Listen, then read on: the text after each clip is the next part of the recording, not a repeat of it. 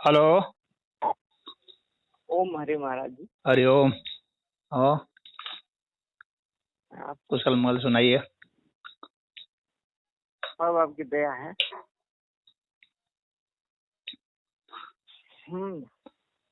मैं तो आ गया हूँ। आए मैं तो आ गया हूँ उधर से टूर कहाँ पे पे। हैं आप? मैं सोहरिया में हूँ। उधर गया था ना, बंगाल, उड़ीसा, हम्म। झारखंड। बताया था ना आपको। हाँ हाँ, हम उससे बात हुई। हाँ सरैया में है। हाँ, सोनहरिया में। सोनहरिया में। ये कह रहे हैं महाराज जी, अकस्मात मैं साईं मंदिर से आया हूँ। मेरे दिमाग में ऐसा क्यों चल रहा है कि मेरा आखिरी समय है। ऐसा उस शरीर में, पैरों में भारीपन हो रहा है। बाकी कोई दिक्कत नहीं है।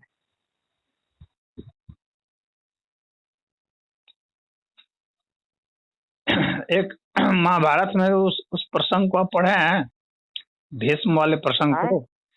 महाभारत में भीष्म वाला प्रसंग है हाँ। जिसमें कि ये है ना कि भीष्म को वरदान मिला था इच्छा मृत्यु का। हम्म। सुने हैं कि नहीं उस कथा को, जो उनके पिताजी ने दिया था। हाँ, उनके पिताजी ने दिया था। तो अब यहाँ पर एक सवाल उठता है कि जो व्यक्ति स्वयं ही नश्वर है, वो कैसे हम्म। किसी को अमर होने का वरदान दे सकता है और वो वरदान फलित होगा। हम्म। हाँ।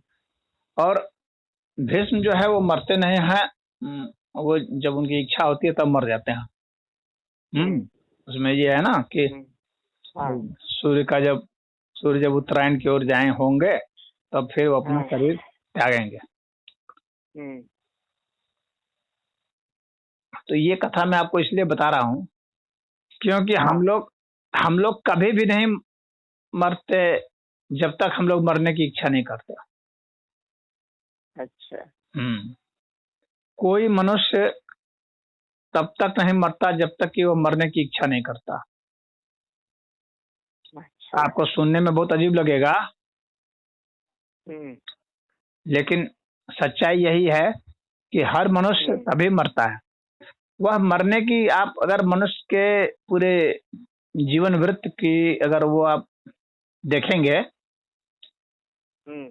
तो आप पाएंगे कि मनुष्य जो है कल्पना करता है अपनी मृत्यु की। उब करके कभी अच्छा। कहता है अरे इससे अच्छा होता कि मर जाते। कोई बाधा आ गई, हाँ। इससे अच्छा होता कि मर जाते। कोई बीमारी हो गई, इससे अच्छा होता कि मर जाते। किसी ने दो चार वचन हम्म। खराब कह दिए अपने लोगों ने तो होता कहता इससे अच्छा होता कि मर जाते। वो मरने की खबर पर बहुत ज्यादा जोर देता है और मरने की इच्छा हर समय प्रकट हम्म। करता रहता है। हम्म। मरने की इच्छा जो है वो हमारे अचेतन मस्तिष्क में, हमारे नेगेटिव हम्म। में काम करते रहती है और अच्छा। हमें डैमेज करते रहती है। हमें हम्म। मृत्यु के लिए तैयार भी करते रहती है और हम्म। और हमें जो है लगातार मृत्यु की ओर हम्म। धकेलते भी रहती है। और ये सब प्राणियों में होता है, सिर्फ मनुष्यों में नहीं, हर प्राणी में। मरते हुए हम्म। देखता है किसी अपने अपने को या दूसरों को, तो उसके मन में उस तरह की भावना उत्पन्न होती है, क्या मैं मर जाऊंगा, ऐसा प्रश्न करता है। ऐसा प्रश्न कर जाना भी मरने को स्वीकार कर लेना। हम्म। तो हर जीव मरने हम्म। को हर समय किसी न किसी अर्थ में रिमाइंड करता रहता है। हम्म। हाँ, और जो जितना ज्यादा रिमाइंड करेगा, हम्म। जितना उसके समर्थन में खड़ा होगा या विरोध में भी खड़ा होगा, विरोध भी खड़ा होना भी हम्म। उसको रिमाइंड करना ही है और उसको स्वीकार करना है। तो इन दोनों ही परिस्थितियों में वह हम्म। मृत्यु को अपने अवचेतन मस्तिष्क पर बहुत गहराई से उतरने देता है और फिर उसका जो है उसके भीतर का जो माइंड है और उसका डीएनए है और कोशिकाएं हैं, सब उसके हिसाब से ट्यून्ड होते जाती हैं। क्योंकि ये जो विचार है ना, ये विचार बहुत शक्तिशाली होते हैं और इतने हम्म। शक्तिशाली होते हैं कि हम लोग के डीएनए तक को बदल देते हैं ये सब। क्योंकि डीएनए से भी हम्म। ज्यादा सूक्ष्म होते हैं ये विचार, हम्म। तो उसको भी बदल देते हैं और वहां से मृत्यु के एंजाइम्स वगैरह जो हैं वो बनने लगते हैं, इसलिए हम लोग की इम्यूनिटी गिरने लगती है और हम लोग कई रोगों से ग्रस्त हो जाते हैं।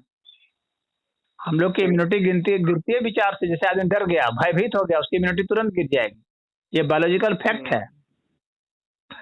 तो वो डरता किस लिए हो, तुरंत मृत्यु की कल्पना करता है और उससे डरता था, हालांकि मृत्यु उसको आए नहीं, लेकिन वो कल्पना करता है, डरता है, उससे इम्यूनिटी उसकी गिरती है। इम्यूनिटी गिरते ही क्या होता है, कई रोगों से वो पीड़ित हो जाता है, क्योंकि जीवाणु हर समय वातावरण में है और हमारे भीतर भी हैं। तो जो ही हम कमजोर होते हैं त्यों ही उनका हमला हो जाता है और फिर जो है हमारे किसी न किसी अंग को प्रभावित कर देते हैं वे, और हमारे में वे सब जो है बाहरी जो सिम्टम्स हैं वे सब आ जाते हैं।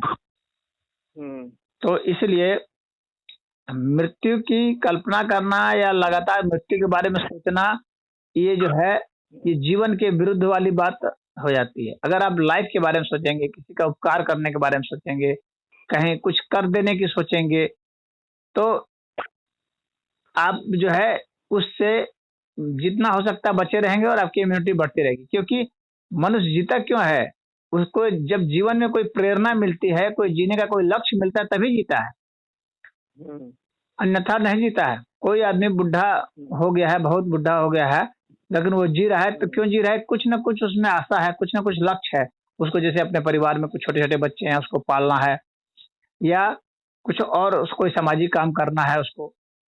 तो आप देखते हैं नेता लोग ज्यादा उम्र पाते हैं, 80-90 बरस की उम्र पाते हैं, कोई कोई 100 बरस के करीब पहुंच जाते हैं। क्यों ज्यादा उम्र पाते हैं? क्योंकि उनको एक लक्ष्य रहता है कि मुझे ये हासिल करना है, मुझे ये करना है, मुझे वो करना है।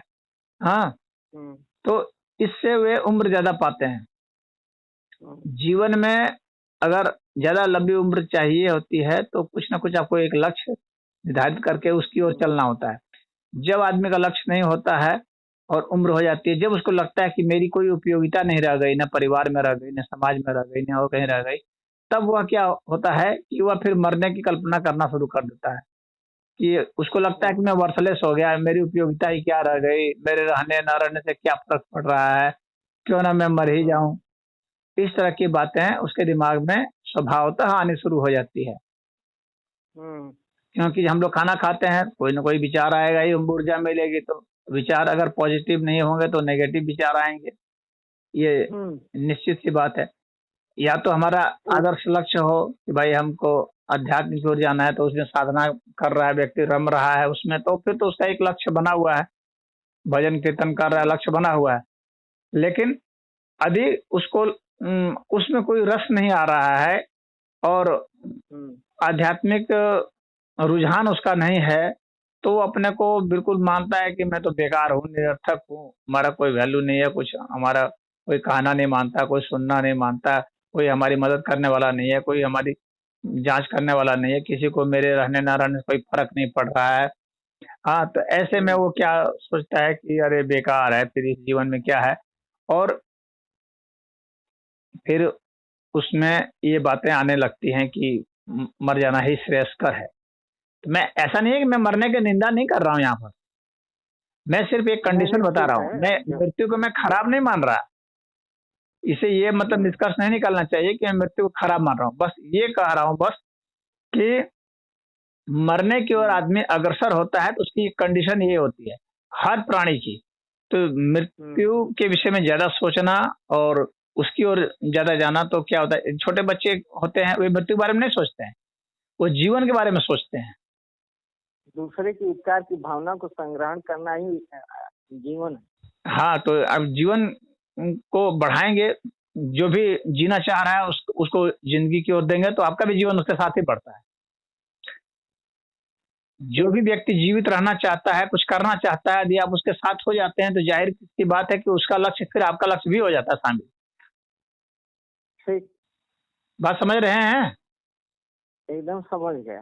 हाँ, तो उससे क्या होता है कि हम लोग के भीतर में जो जीवनी शक्ति है वो मजबूत हो जाती है। तो ये दोनों एक ध्रुव की तरह काम करते हैं, जीवन शक्ति और मृत्यु शक्ति, ये दोनों ध्रुव की तरह काम करते हैं। जब तक इनका बैलेंस बना रहता है तब तक हम लोग का शरीर चलता रहता है। जब जीवन शक्ति कमजोर पड़ने लगती है, और कमजोर कैसे पड़ेगी, हमें लोग खुद कमजोर पड़ाते हैं, ऐसा नहीं है कि वो अपने आप कमजोर होती है। बाय नेचर वह कमजोर नहीं है, बाय नेचर तो वो बराबर का ही फोर्स है। लाइफ फोर्स जो है वो डेथ फोर्स के बराबर ही है बाय नेचर। लेकिन हम लोग की इच्छा है कि अगर हम जीवन शक्ति को घटाना चाहें तो वो घट जाती है, मृत्यु शक्ति को बढ़ाना चाहें तो वो बढ़ जाती है। लेकिन हम अपनी ही इच्छा से करते हैं, और वह इच्छा हम इसी वातावरण से ही लेते हैं। ठीक। तो आप मुझे लग रहा है कि आप समझ गए होंगे बात को। हाँ समझ गए। ठीक है, तब समझ तो गए।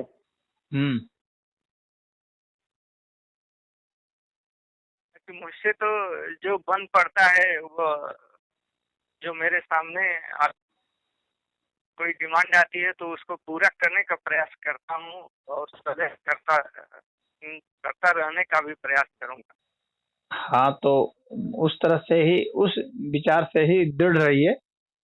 हाँ, और बाकी समय जो है अपना भजन कीर्तन स्वाध्याय अध्यात्म ये सब में लगे रहिए, साधना में लगे रहिए। आपको तो बहुत अच्छा परमात्मा ने विकल्प दे रखा है। आप अकेले बैठ करके बहुत सारी साधनाएं कर सकते हैं, तरह तरह की साधनाएं कर सकते हैं। चिंतन कीजिए, हमारे जो वीडियो है उन सबको देखा कीजिएगा, सुना कीजिएगा। सब्सक्राइब कर लीजिएगा, तो सुना कीजिएगा। तो उसमें से कई कई साधनाओं को बताया गया है। तो उसमें ध्यान साधना, प्राणायाम वगैरह है, चतुर्थ प्राणायाम है। ये सब आप करेंगे तो फिर आपको एक अपने भीतर आपको एक्सप्लोर करना है कि हमारे भीतर और नया नया क्या क्या चीज है। आपको अपने भीतर अनुसंधान करना है। तो उस अनुसंधान में शक्ति लगाइए। वनस्पति के मरने और जीने का सोचने के बजाय आप क्या हैं, कैसे हैं, क्यों हैं, इन सब के भीतर अनुसंधान कीजिए। शरीर में कोशिकाएं कैसे विभाजित होती हैं, विचार कैसे बनते हैं, कहाँ बनते हैं, कैसे प्रवाहित होते हैं, भावनाएं कैसे बनती हैं। तो इन सब के ऊपर शोध कीजिए, सुंदरता क्या है। हाँ, तो हर चीज के शोध कीजिए, उसमें आप एनर्जी ज्यादा लगाइए। वनस्पति के ये मरने का, जीने का सब सोचना, रहने से। हाँ, अगर मरने का सोचना है तो फिर मृत्यु कैसे घटित होती है, मृत्यु क्या है, उसके बारे में शोध कीजिए। वनस्पति की मैं मर जाऊंगा, अरे मैं जी जाऊंगा, ये बहुत इंपॉर्टेंट नहीं है कि मैं मर जाऊंगा या जी जाऊंगा। ज्यादा इंपॉर्टेंट है कि मृत्यु क्या है उस विषय में हम जाने, या जीवन क्या है उस विषय में जाने, उस पर हम शोध करें। तो आप देखेंगे कि एक नया आपको कुछ ना कुछ अध्याय मिलेगा, लाइफ में एक नया रोमांच आएगा।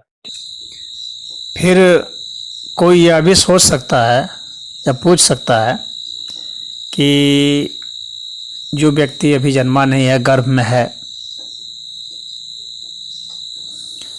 या जो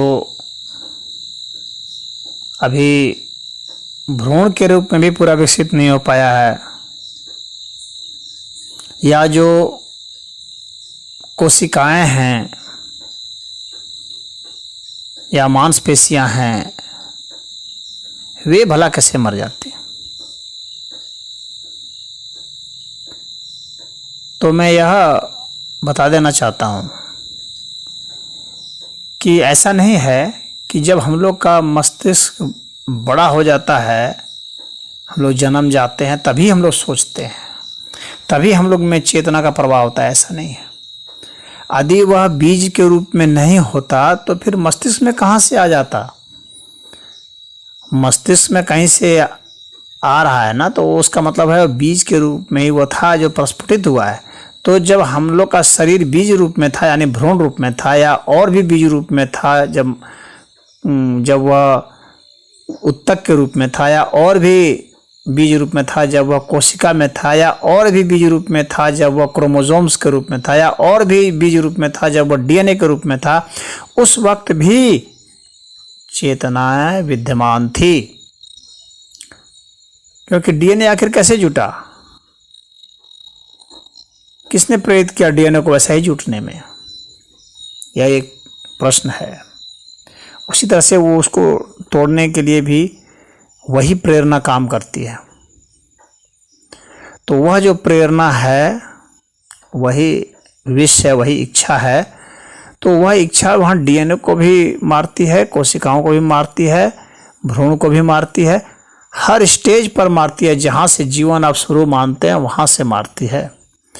तो इसलिए इस भ्रम में नहीं रहना चाहिए कि उस वक्त तो उसने मृत्यु को देखा नहीं, तो फिर वो कैसे मृत्यु की इच्छा कर रहा है। अलग अलग स्तर पर मृत्यु अलग अलग है, और वहाँ पर वो व्यक्ति वैसा महसूस करता है, अनुभूति होती है, और वैसे विष होते हैं, वैसी इच्छाएं, वैसी प्रेरणाएं होती हैं। इच्छा का सिर्फ, कामना का सिर्फ यह मतलब नहीं समझना चाहिए जो कि हम लोग वॉलंटरी रूप में किसी को प्रकट कर रहे हैं, वही कामना नहीं है। एक कोशिका दूसरी कोशिका से जुड़ रही है या वो कर रही है, तो वह भी एक कामना है, वह भी एक इच्छा है। एक डीएनए दूसरे डीएनए से मिल रहा है, वह भी एक कामना के तहत ही हो रहा है। तो ये सभी जो कामनाएं हैं, मिलने की या बिछड़ने की, टूटने की, ये सभी कामनाएं उत्पन्न होती हैं जिस चेतना से, वही इसको गाइड करता है। तो वहाँ मरने की जो कामना है, तो वह जब जीवन की जो कामना थी, उसी कामना के तहत ही मरने की कामना भी अंतर्निहित है, और उसी के तहत ये घटना घटती है।